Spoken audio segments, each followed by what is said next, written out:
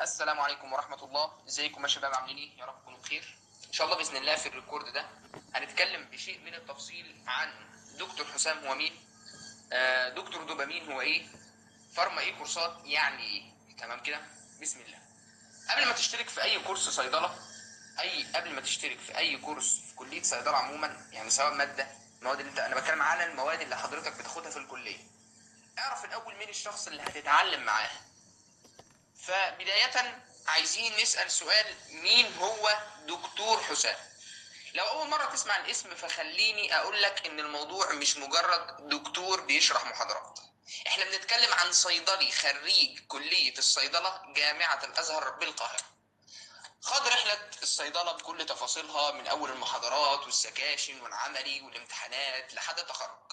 مرت نفس الحيرة اللي أي طالب صيدلة بيعيشها: محاضرات كتيرة، بي دي اف، أسئلة، مواد تقيلة ووقت قليل وتراكم قبل الامتحان، وعارف كويس يعني ايه تفتح ملف فيه 70 سلايد وتقول انا هبدأ منين، وعارف يعني ايه يكون عليك اورجانيك كيمستري، بايو كيمستري، فارماسيوتكس، فارماكولوجي، ميديسنال كيمستري، مايكروبيولوجي، كلينيكال فارماسي، باثولوجي، فيسيولوجي، اناتومي.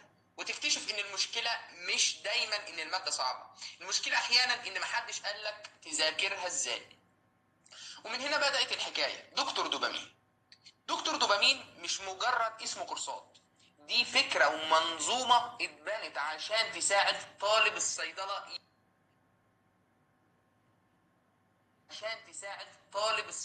يمشي في الكليه بشكل مختلف. دكتور حسام بيشرح بشكل مختلف. دكتور حسام بيشرح مواد كلية الصيدلة. واحد من أهم الحاجات اللي بيقدمها من خلال دكتور دوبامين هو شرح مواد كلية الصيدلة لمختلف الفرق والتخصصات.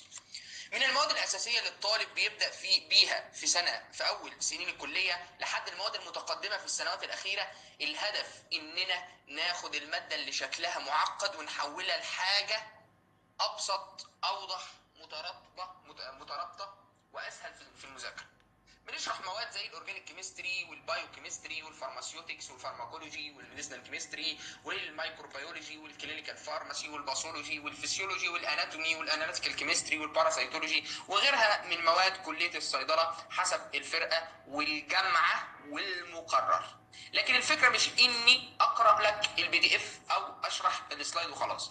انا هدفي انك تفهم الماده، تعرف ايه هو المهم، ايه اللي محتاج حفظ، ايه اللي محتاج فهم، ازاي تربط المعلومات ببعض، وازاي تستخدم اللي اتعلمته في حل السؤال.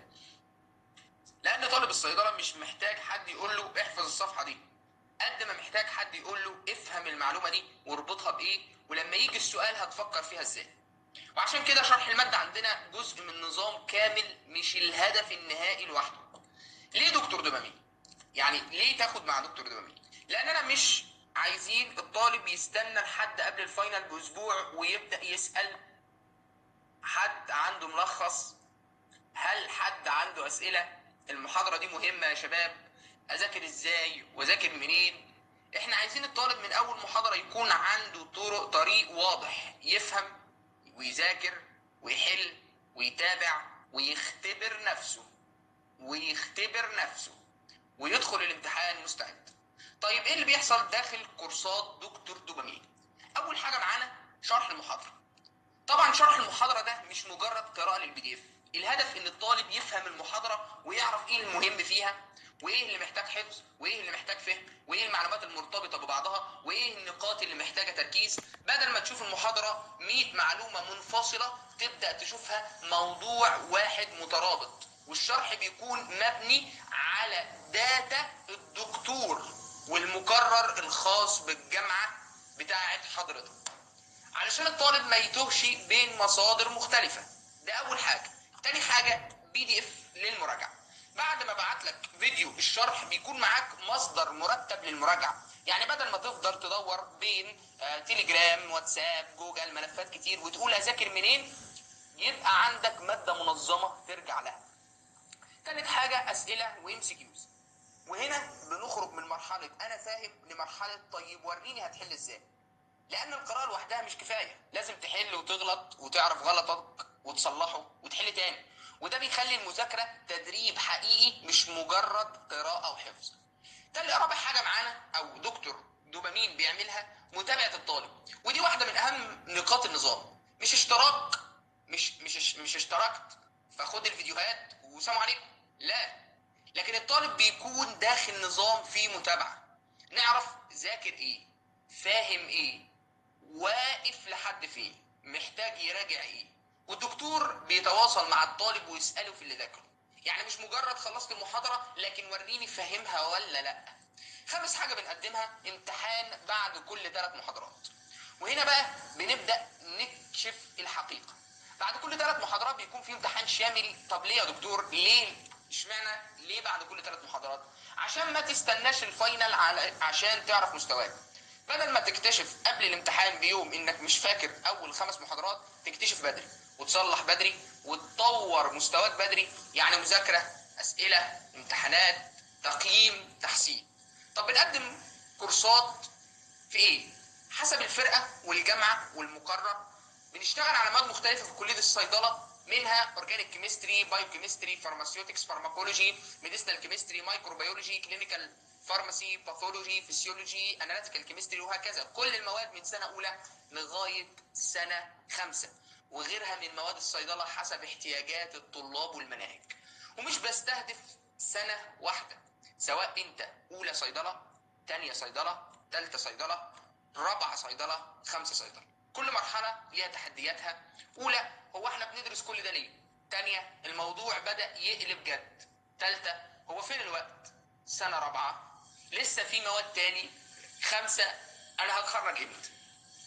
طيب دكتور حسام مختلف في ايه؟ انا مش هدفي اكون مجرد شخص بيشرح لك المادة ويختفي. انا عايز اكون الشخص اللي يساعدك تفهم ازاي تذاكر، ازاي تنظم وقتك، ازاي تحل، وازاي تعرف مستواك، وازاي تستعد للامتحان، وازاي تبدا تبني نفسك كصيدلي من بدري.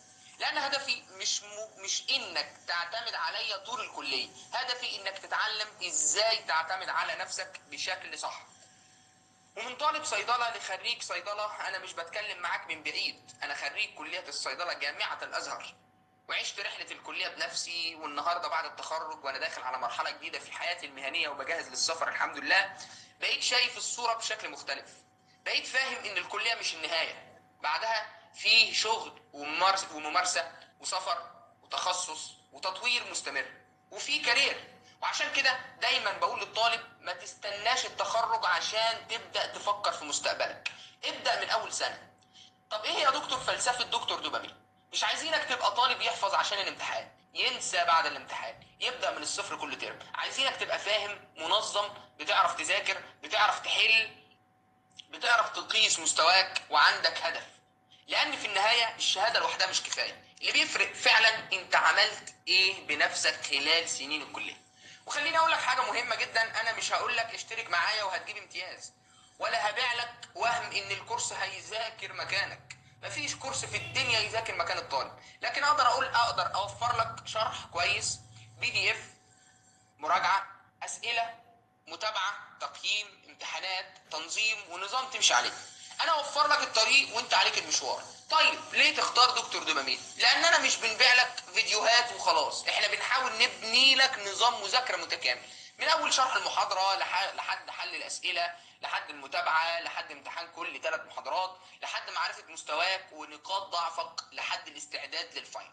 وفي النهايه انا دكتور حسام خريج صيدله جامعه الازهر. بدات الرحله كطالب زيك، ذاكرت، اتزنقت، دخلت امتحانات، غلطت، اتعلمت، وكملت لحد ما وصلت للتخرج. والنهارده دوري مش اني اقول لك انا عارف كل حاجه، لكن اقول لك انا عارف قد ايه رحله صيدله ممكن تكون صعبه، وعارف قد ايه وجود حد ينظم لك الطريق من البدايه ممكن يفرق معاك.